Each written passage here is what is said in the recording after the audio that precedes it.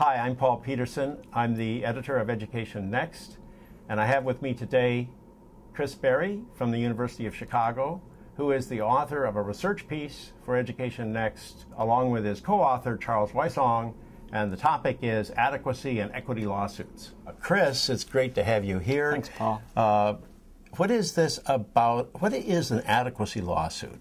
So there's a distinction between the two types you mentioned, equity and adequacy. And the earliest forms of school finance lawsuits were in the equity category. And their objective was typically to make the funding of school finance more equal on a per capita basis across districts. So this is to help out poor districts. This would help a poor district. Make them as well off as the rich districts are. That's right. That's what it should be equitable. Right? Everybody should have the same amount per pupil. That's right. Now, starting maybe in the very late 80s, early 90s, after a case in Kentucky, it ushered in an era what they call adequacy lawsuits. Why did they shift to adequacy? Equity sounds good enough for me. Equity sounds good. Here's the difference. So adequacy lawsuits, rather than saying each student should get a roughly equal amount of funding, they said it is okay. They said, first of all, each student should get an adequate amount.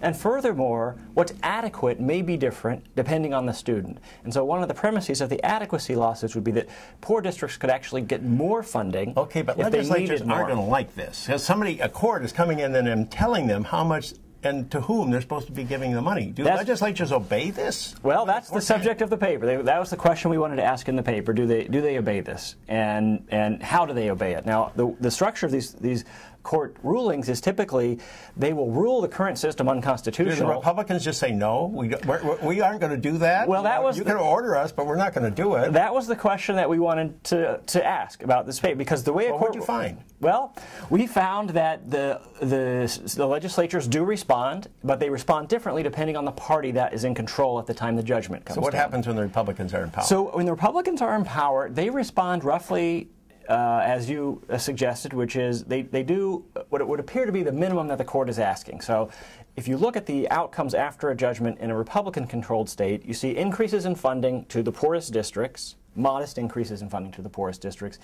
and a shift in the funding source from local sources to state sources. So basically the state steps in and redistributes some money and gives more to the poor district. But it's a fairly modest response, and they don't change a lot. So it's modest, but it's a bit more equitable than it had been. That's right. It seems to be complying with what the court intended, which is let's get some more money to poor districts. They do that, and it seems to be maybe they're doing sort of the minimum that the court would accept. So they don't do a lot, but they do it in an equitable way. But what do the Democrats do then? Now, what's interesting about the Democratic-controlled states when a judgment comes down is you see across-the-board funding increases. So when our research design was to look at how different types of... What do you mean by across-the-board?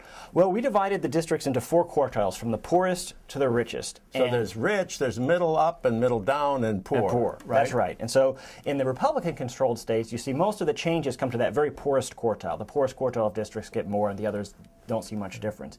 In the Democratic-controlled states, what you see is that each quartile, that is, regardless of what the level of income was, they all see increases after a Democrat. Okay, so everybody gets money. Everybody gets money. When the Democrats are in power, everybody gets money. When the Republicans are in power, then just the poorest districts. Just the poor. Now, how about? But do we have so much divided government, where the Republicans control the House, or the Democrats control the Senate, or That's correct. One's got the governor, the other the legislature? How does it work? How does it work out in that situation? So in that third category, which you talk about, the divided government category, they actually look a bit more like the Republican category. In the divided government case, it's also the increases in resources are targeted to that poorest quartile of districts. The effect is a little bit bigger than what the Republicans do, but not a whole lot. And so those split states look pretty similar to the Republicans. It's the unified Democratic control that looks pretty different. So all this is fascinating, but why?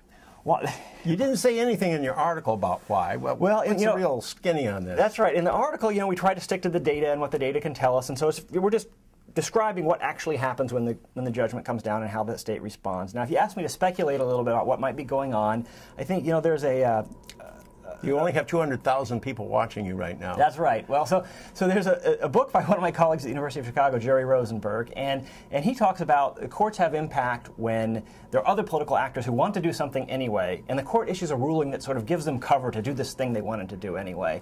And one interpretation of what's going on in the Democratic states is they would like to spend more money on education. anyway, and here comes this court ruling that tells them, oh, you're forced to spend more money, and it's sort of like, well, don't throw us in the briar patch. Okay, the Democrats like spending money, so any excuse, and the Republicans hate spending money, and so they won't do it even when somebody's hammering them over the head. That's certainly one interpretation of these findings. Well, thank that's you, Chris. speculation. This is very good, and thanks a lot for joining us for thank you, Paul. this conversation. Thanks for having the piece.